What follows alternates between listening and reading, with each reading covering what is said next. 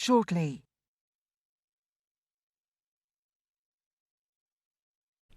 Good afternoon, and thank you for appearing to give evidence today.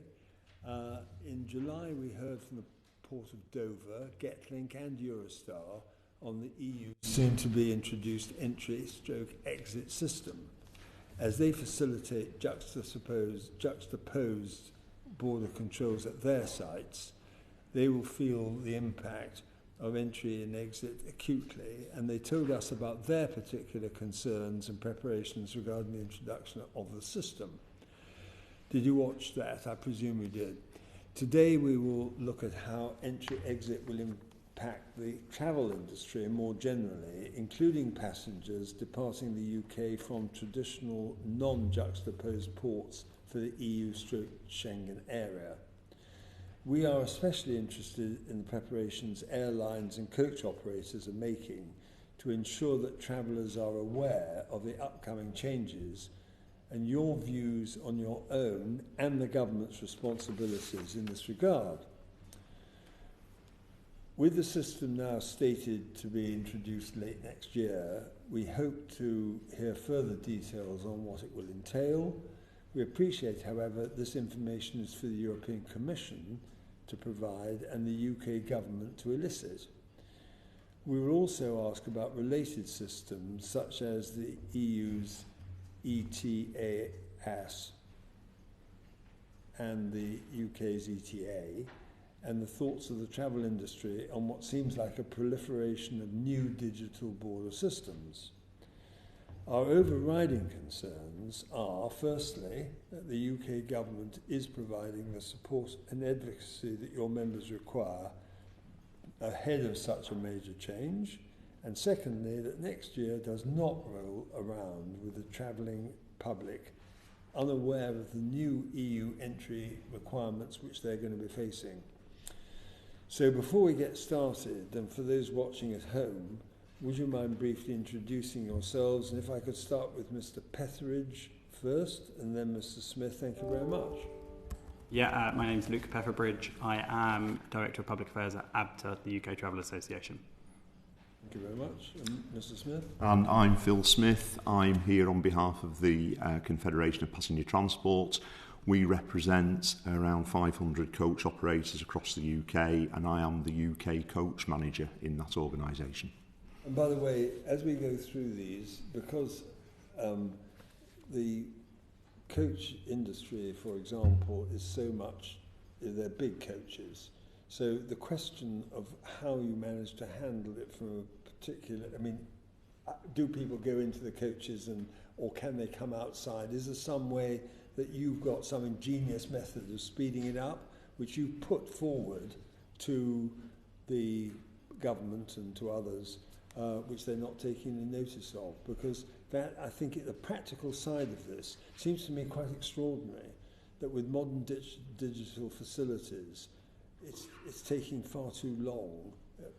Maybe you believe that's the case, maybe you think there's no way around it, but I wanted to introduce that as a thought. So if you think you've got something practical to say on that subject, feel free to say it, because we're hearing from a lot of colleagues that, you know, the mechanics of people having to be checked out is really because of the nature of coach travel in particular.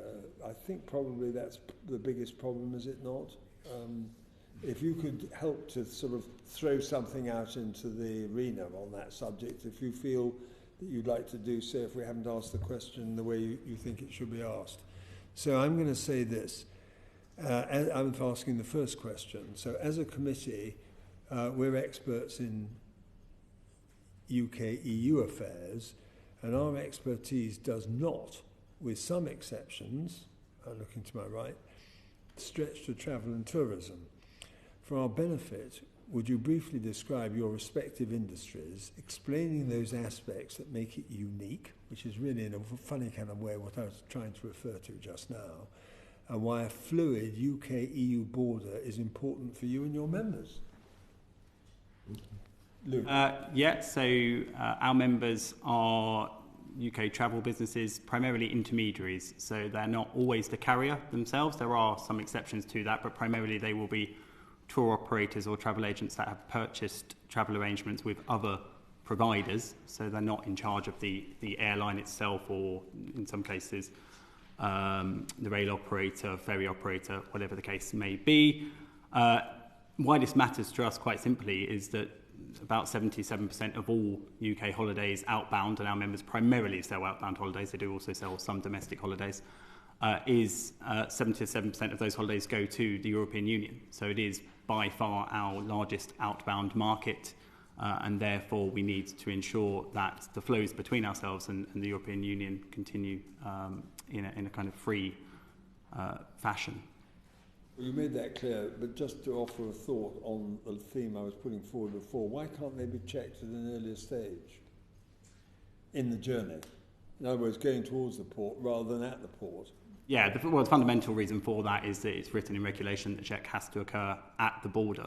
And if it does occur, if there are checks prior to that, then they have to be verified at the border. And in reality, what that means for coach travel would be scanning the passports of each individual, and in reality, even the event that there was an app or something that allowed some of the information from passengers to be taken downstream, you would still need to take fingerprints at the border because there isn't the technology to do that.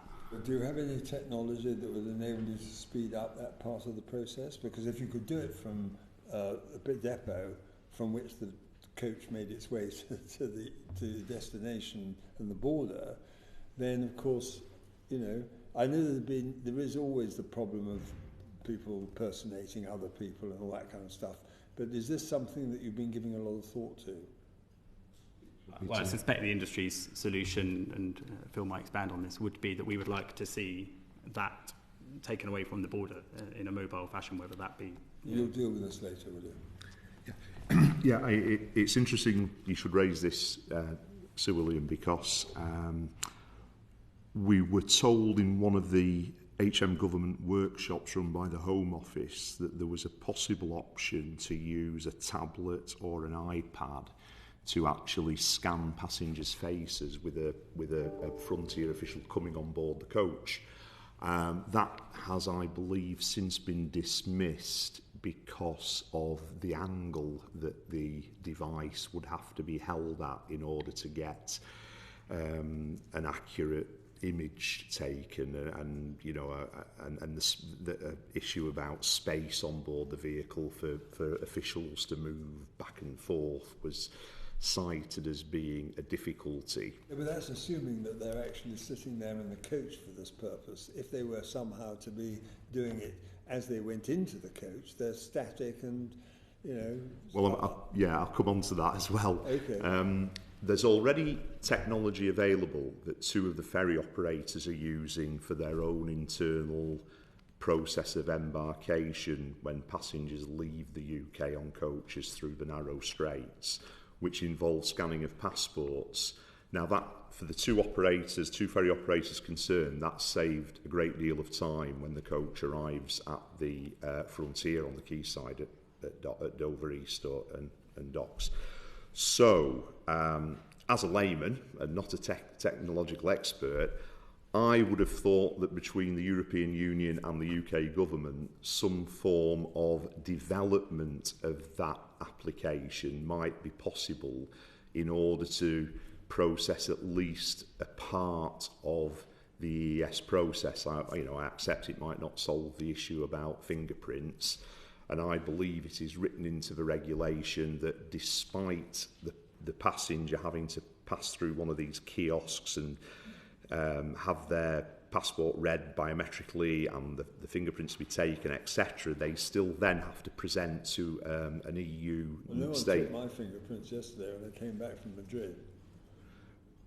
I mean, I just go through, you go through with a visual recognition system. I mean, they don't ask you to put your finger on a sort of bit of blue ink.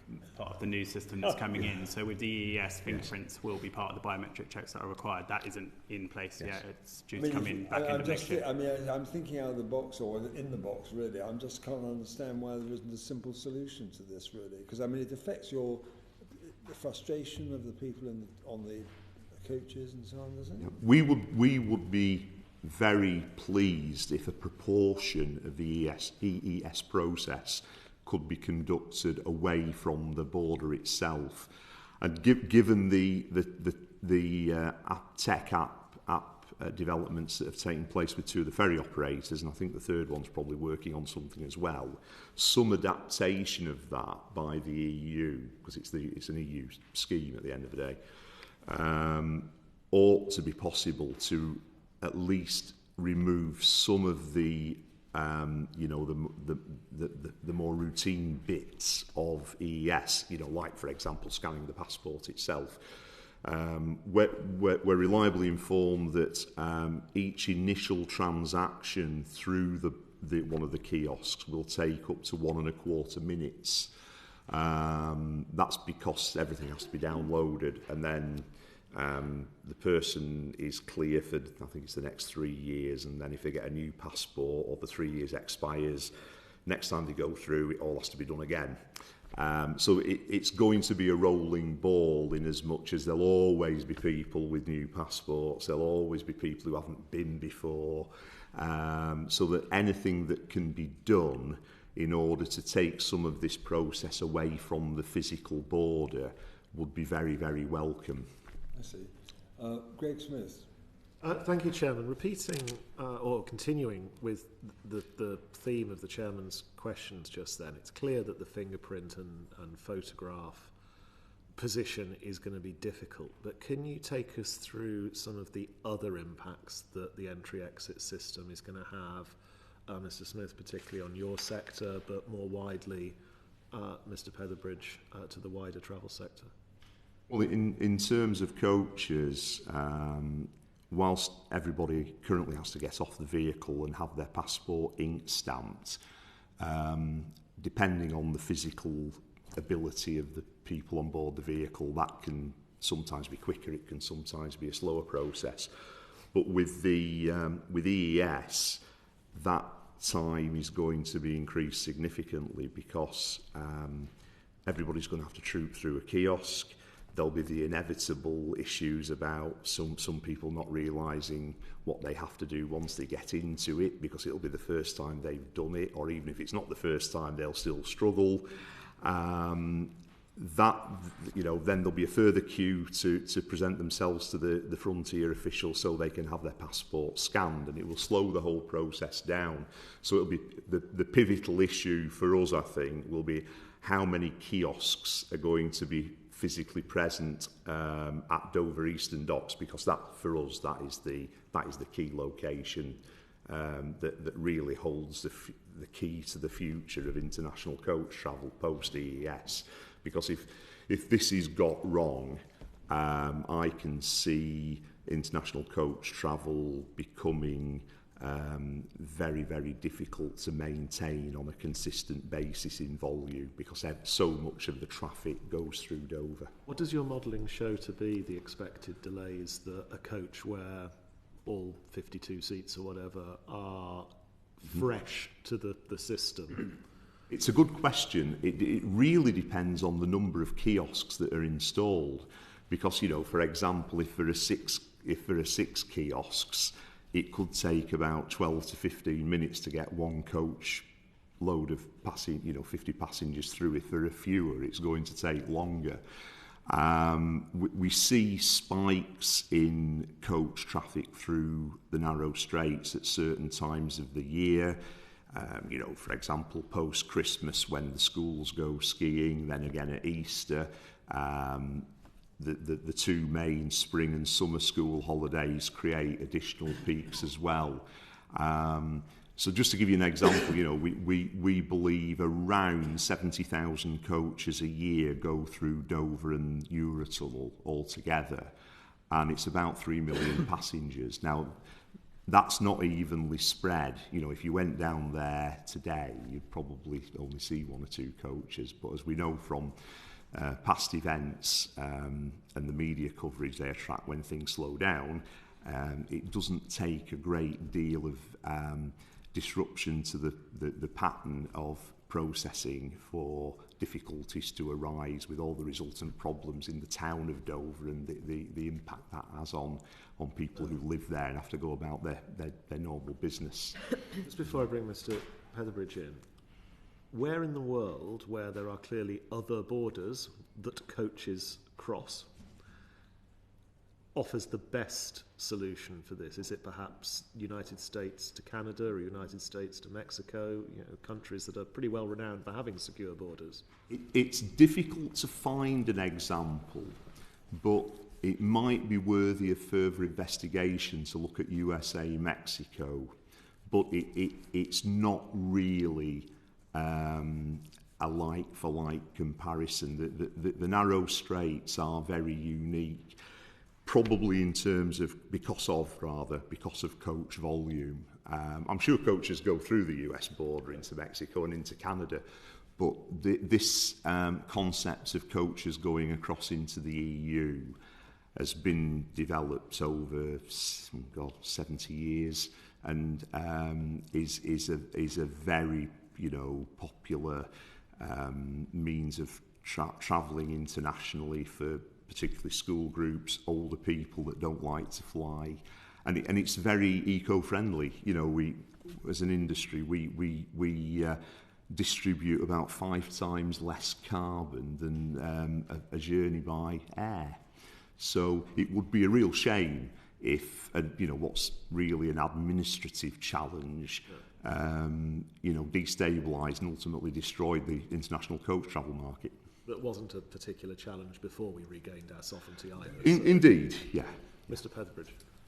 Well, I'll pick up on kind of what Phil was saying. So it's volume and it's velocity, right? So if you look at the juxtaposed borders, particularly Dover, but also true of Eurostar actually, there isn't the capacity to have large numbers of people dwelling at those border checks, and it's the juxtaposed nature of the border checks that makes them unique. And as Phil said, I'm not sure that there is a international comparison that quite works because of that juxtaposed nature of the border. So for us, the primary concern around the entry and exit scheme is pinch points. So yes, the juxtaposed borders in particular, but then picking up on what Phil said about seasonality, that is of course true of all travel and tourism. We would also have concerns, and I don't think we should dismiss the risk of disruption in aviation either, particularly at small regional European airports, or those that have very, very large volumes of UK travellers at specific times. So whether that be the summer peak, whether that be during half-term holidays, both in October and February, or indeed over Easter.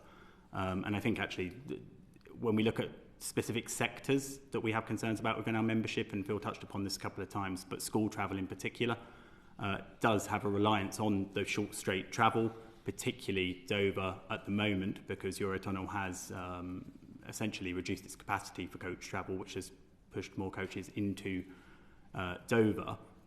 And we saw back in Easter what happens when you have kind of full border checks enforced and significant delays. And for our members in the school travel sector, the thing that's really important there is they have very long lead-in times. They have 12 to 18-month lead-in times, booking windows for schools who book these trips. If you have significant delays 1 year, that knocks on over more than one season. You're then looking at dissuading travellers in future years who just look at it and think, I cannot have kids from this school sat at borders for hours on end. We saw delays of sort of 11 to 15 hours over the Easter period. You then get safeguarding concerns when it's children that are on those coaches and other vulnerable groups of travellers. Thank you. Just one thing, you mentioned emissions.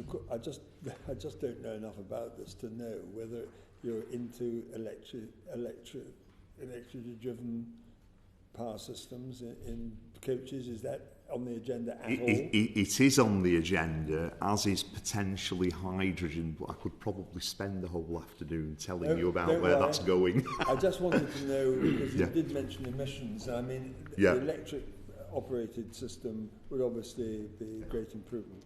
One thing I would say in terms of international coach travel at the moment and zero emission vehicles, that the ranges that are available from electric vehicles specifically are still quite challenging in terms of some of the long distances these vehicles have to travel across Europe once they've crossed the border. Okay. Fine. So Gavin, please. Gavin Robinson. Thank you, Chair. Perfect time to say that Wrightbus in Northern Ireland do a great range of battery-powered, working hydrogen-powered, on a zero-emission electric coach. vehicles. So thank you, Chair, for that. No advertisements from Parliament and no interest to declare. Gentlemen, we heard back in July, I think it was, from John Keefe at GetLink, and he had talked about not only the severe delays associated with the entry-exit scheme, but also the aspiration that the information would be available by October. So we're at the back end of November. Do you have final specifications? No, in a word. We were informed at the end of last week by Port of Dover that they're still not clear from the EU about the type of spec which they need to follow in terms of the kiosks. So there's an immediate obstacle in terms of potential planning installation because the EU haven't as yet confirmed exactly what's required.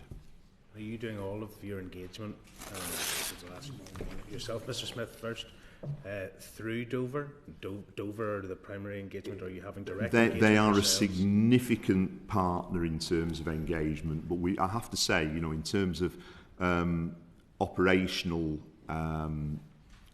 communications, the Home Office have been running workshops for readiness for this, and I've been to about 3 of them. They've been very, very useful, but they're in the same position because they're reliant on the information they can extract from their colleagues in the EC.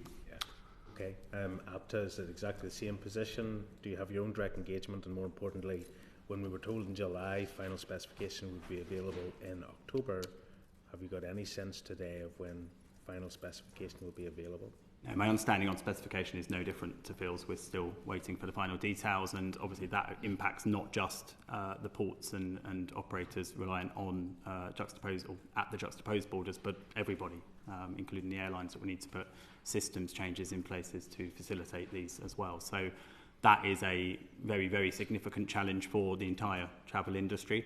In terms of our engagement, we engage politically directly, but of course when it comes to the operational matters, we rely on the carrier associations, people like Phil, also Dover, and those that are going to be operationally impacted, because our members, as I mentioned earlier, are primarily intermediaries, so they're one step back. They're not operating the kind of the ferries, the airlines themselves. So the benefit of knowing what the final specification is would allow you and us to discern what rollout periods there may be, what trial periods there may be, what flexibilities there may be within. In all of the engagement either of you have had up until now, have you got any sense of where those considerations may land, albeit not in final form, or do you see a moving feast and a change in each of those parameters? Yeah, I think there's 2 points here. One is that it was made pretty clear to us a few months ago that this is unlikely or won't happen before the Paris Olympics next summer. So the consistent theme has been October 24. More recently, there's been some suggestions there might be trials, but it's been very, very loose, I have to say. I mean, a trial would be very sensible. I don't know how you do it. Maybe every 10th coach going through perhaps is subject to a trial, potentially. Just thinking off the top of my head. But again, it seems to be very unclear about whether this will definitely happen in October, and if so, where will the vehicles go in Dover to be processed, and will the Port of Dover have all the necessary information they need in order to move this project forward before autumn 24? You agree with that? Yeah, well, the latest kind of information from Frontex is late 24 and for the entry-exit checks, and then ETIAS, which is due to come on 6 months later, would be sort of mid-25. Have you crystallised in your mind at this stage what sort of lead-in period you would require? Sorry, could you repeat that, please? Do you know in your mind what sort of lead-in period you would require? Like, if this is to go live, what is industry saying? We need 6 months, 8 months, 9 months trial periods galore. What is? I mean, our members have expressed concern with any implementation period below 12 months, and then you have a secondary concern, which is that you have the entry-exit scheme system is going to be switched on 6 months later, also ETIAS, and I think that window of 6 months is also a concern for the industry. They would prefer a longer lead-in time between the two systems as well. I mean, ideally, I know Porter Dover certainly were on record here as saying they would have liked 18 months. They were saying, you know, we need specifications now, back in July, and as we've said, we still don't have that specification yet. Okay. I think it's fair to say as well that sorry, I didn't completely hear your question, but in terms of lead-in for EES, yes, trials would be good, but secondly, the sooner we know exactly what is required of our operator members and our passengers, then we can start working out ways of making coach passengers, coach users aware of the changes and getting everybody into the mindset of what will happen, how it will happen and where it will happen on arrival at the frontier. At the moment, we can't tell anybody anything because everything's so fluid. Thank you very much, gentlemen. Okay, so Richard Drax, please. Good afternoon. Just for viewers and also for myself, could you just tell us what, if I'm the passenger on a bus, biometric information, and what information would the border guards need exactly? So you'd have to show your passport. Yes. Yeah. What else? Well, again, we haven't seen a practical demonstration, but fingerprint taking's involved. So I'm making an assumption that as well as the passport going into the scanner at the booth for it to be read and all the personal data to be downloaded into the EU's database, that presumably they'll have to put the hand in as well so that it can take the fingerprints. At the same time, takes a photograph. Indeed, yeah. So rather like the things you go through now at the airports. Yeah. Put your passport in, takes a photograph of you, identifies you, then through you go. It's a very similar system to the US ESTA. So you're looking at facial recognition, biographical information from passport, and fingerprint. And fingerprint, of course, because that is something that belongs to you and is completely immutable. It would be practical to get, say you're a bus passenger, to get 50 people off the bus into a terminal where there are lots of check-in points, you hope, and the driver goes through, he or she has their own little checkpoint, the driver, so the cars keep going, and you go through and rejoin your bus. Is that the sort of thing? That's effectively what will happen, but right. and that's kind of what happens now, but it's the additional time that these extra requirements will take to process. And I think returning to the chair's earlier point about pre-validation, if we could get to a position where the passport, for example, is scanned before somebody even leaves home, or the driver has the ability to scan the passport by way of an app, that could save a great deal of time at the frontier, because it may just be then a case of the facial recognition, which is somebody staring at a camera and putting their hand in the scanner to get the fingerprints. And that would, potentially take about 50% of the time off, I suspect, of the process. So the impact you're saying, Mr. Smith, of if, say, a family or person from a non-Schengen area country to go through border control entering the EU or Schengen area from the UK is very hard to gauge right now. You can't answer the question, I think. Is that fair? Except it will increase. And other than we were given an estimate, I think by one of the Home Office workshops, that they forecast that it would be, the initial transaction would be 1.25 minutes per person. That's of course assuming they don't make mistakes during the induction process. 50 process. People, that's nearly an hour. Yes, but again, depends how many booths you've got, of course. And how many buses you've got. And how, because on Maundy Thursday, it could be 250 coaches. Potential for a nightmare. Yeah, and that's where you get into the capacity issues. Infrastructure at the port. There simply isn't the place to store. You're not going to have 50 border guards, are you? The French aren't going to. These are French border guards. To be fair, we've been seeing at peak times 6 and 7 border guards on the existing system, because one of the issues in the spring was there weren't enough frontier supervisors, and between them, Port of Dover and the French authorities addressed that, and there's been up to 7 border officials at peak periods, and we've largely seen the delays disappear since then. But of course, EES brings a whole new set of challenges into the mix. And for those who've given that biometric data, have you any idea how long it would take them to go through within the 3-year period? Will they get a quicker? Will they say you just keep going, or no? We haven't been given an exact time, time amount, but we are assured it will be significantly quicker second time round. Yeah, it's quicker once the initial registration has taken place. Right. So based on the 3 years, on a year-by-year basis, and my computer has unhelpfully turned the light off, on a year-by-year basis, how many people who travel with your members do you think will be repeat travellers or will need to register for EES for the first time? Because bus travellers, quite frequently, they go in Europe. It's almost an annual event, isn't it? I think there'll be a demographic split, actually. I think what you'll find is that when a lot of the school groups are going through, they'll be first timers. With the tourists, who are predominantly people of a more mature demographic, who tend to be regular travellers, that might be, other than issues like mobility and things that sometimes happen with older people, you might find that after the initial trip through the border, subsequent trips become a bit quicker because they do it so often.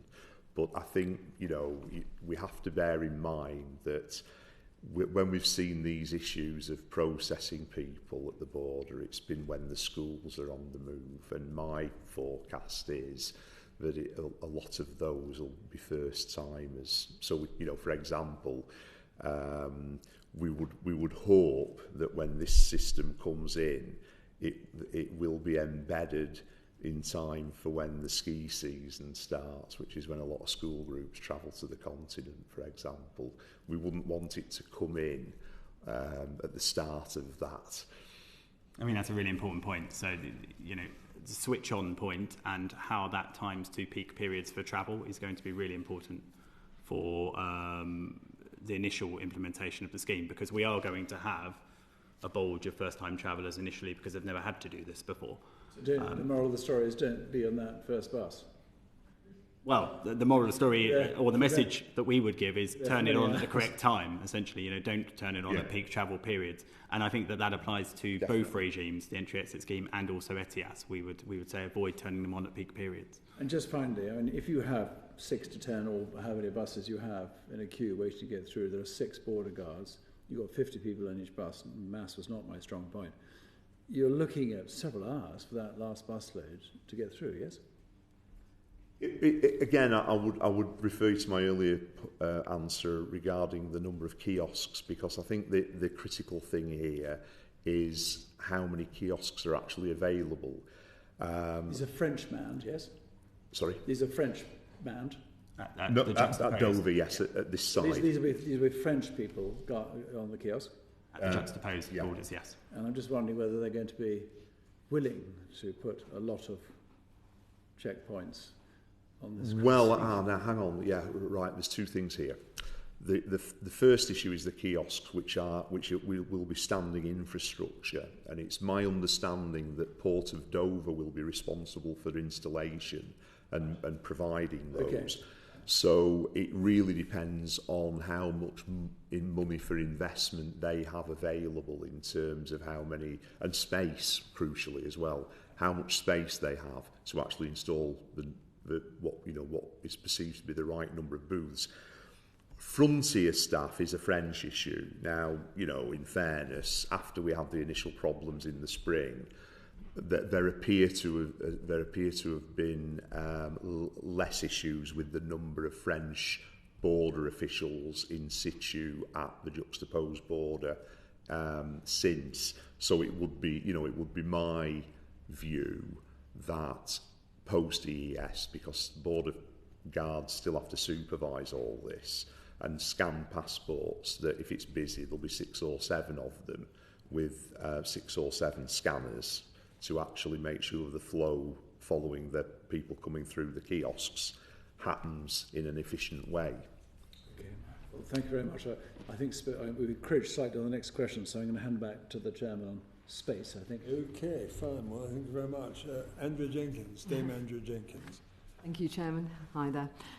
We heard in July, this is pre my time, it's my first time today, that for juxtaposed border controls in the UK, that there was limited physical space, which poses an issue in preparing the infrastructure required. Are there certain types of traveller that you think will be more likely to be impacted by the EES, especially when they primarily travel by coach or ferry, for example, or I know you mentioned about children going on school trips. Could I start with you, Mr. Petherbridge, please?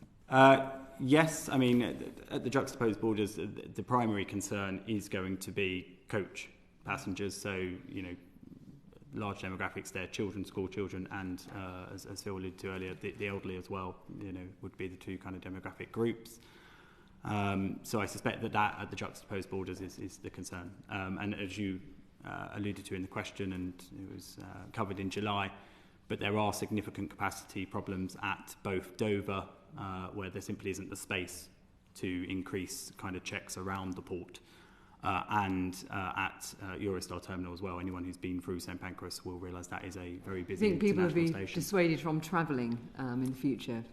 Well, this is why, yes, you know, we need both the governments, the other side of the channel in the European Union, but also the UK government to increase the kind of political prioritisation this is given. We need solutions need to get their acts together, both sides, don't they? All of these checks to occur at the border, because if they do, you are looking at serious slowdowns. And, you know, yes, of course, that would then be dissuading. Thank you. And Mr. Smith? Yeah, I think I would reiterate what I've said already in terms of as much pre-departure processing as possible. I mean, even if there was an option for coach drivers to actually scan passports en route to the Channel port, so that once the passengers arrive, the amount of time to go through the kiosks and present themselves to the frontier official is significantly reduced. Yes. I think if I know during the whole EU exit process, there's always been lots of talk about making the best use of technological advances that have been made in the last 10 years or so. Yeah. And I think this is a classic example of where technology could actually go a long way to solving this issue. Yes. No, I completely agree. Chairman, did you want me to go to my question 8, or did you? Well, I think so. If we could just speed up a little bit, because we've got one or two people who've got other commitments coming up. So if you wouldn't mind. Okay, lovely. Thank you. So the EU, as we know, is planning to introduce the European Travel Information and Authorisation System and a digital travel credential. And also the UK has just introduced the it's a real mouthful, this, isn't it? Yes. Electronic Travel Authorisation System. Is there concern in the travel industry that the proliferation of the new systems will dissuade people from travelling? And are you aware of any coordination between the UK government and the European Commission on the introduction of these new systems? So, Mr. Smith, yeah, sure. Like to go first. I think in terms of ETA, because that's relatively straightforward. Yes. I think we're generally satisfied that HM government are taking a measured and cautious approach to its introduction. It's an issue for our members who are involved in the inbound tourist market, because obviously people that are coming into the UK have to have one of these, and ultimately be every country that doesn't require, that their citizens don't require a visa, but it's being done in such a way that they can actually iron out any issues that arise. And I'm not aware so far of any coach operators having any difficulties with it. Okay. So we're reasonably relaxed about ETA. I think with the other one, and I have to get the initials in the right order, EIATS, which is the EU version of ETA, I think it's been subsumed a bit by the juggernaut, no pun intended, for EES. But my understanding is it's going to cost €7. Although people technically have to apply I think it's 2 working days before travel, which is fine, so they do it at home. Even if they don't do it at home, it's potentially achievable to apply when you're on the coach, and as long as you're not an international criminal of some description or wanted, in a particular country, then you should be able to get a successful application. So we ought to be charging when they come over to us, then, aren't we? Yeah. So I mean, I think I agree with Luke's point that we have to be cognizant of it, but I think that at the end of the day, if it was just EITAS that was coming down the track, we would be relatively comfortable about how we explain that to our passengers, and making sure that went out in marketing material and publicity to make sure that, well, from next summer you have to do this. Yes. It doesn't have the time constraints that the ES imposes.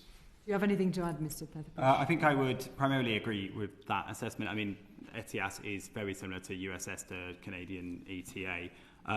We have 2 concerns around ETIAS. One is consumer awareness. So we did see with passport validity problems post-Brexit that this can catch travellers out, and we do need to ensure, both as an industry but also government has a role in this, that UK travellers are aware of it before they travel for the first time once the system is turned on. And then the other aspect where we would have a slight concern around ETIAS is actually around fraud, which would be scams, essentially online scams, people offering to sell ETIAS to UK travellers when the system isn't live yet. And actually, if you go online now and search for ETIAS, you can be sold an ETIAS online, really? and it doesn't exist. It? So I think, again, there is a role for consumer awareness for the government there as well. Great, thank you. Really, the last question. David James, please, number 6. Yes, and Mr. Petherbridge, really. I'd like to talk about air travel. Do you represent any airlines?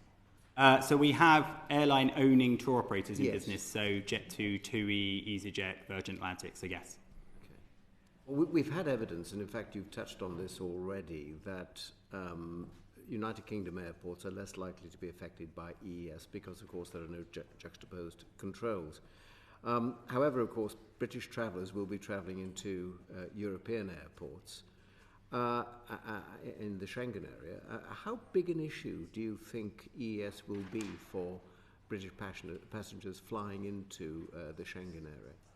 Yeah, again, it's a kind of pinch point issue, I suspect, once it's first turned on, particularly if that is done at periods where there are large volumes. Then there may be smaller regional airports where they don't have the physical infrastructure to cope with large volumes of travellers, or where there are very large volumes of UK travellers arriving at airports in Europe where this may cause queues. I wouldn't expect those to be anywhere near the kind of length of queue that we see at the juxtaposed borders, because airports are more used to dealing with these issues. But yeah, we do have some concerns around initial disruption and initial queues. You mentioned the smaller regional airports. A number of British Airlines and Irish Airlines too, Ryanair in particular, do fly to these so-called secondary airports, which are, of course, I would have thought, less able to cope with the pressures of EES. It would be a pretty significant capital investment for those airports. Do you think that they're going to be able to discharge that?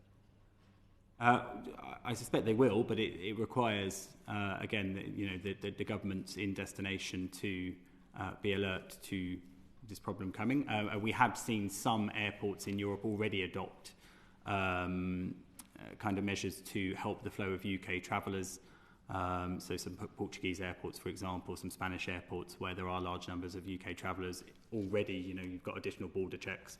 And for example, what they will do is allow a minimal check and then verification by a border guard. So you already see some attempts to kind of smooth the border flows, and I suspect you'll see that in destinations with large volumes of UK travellers.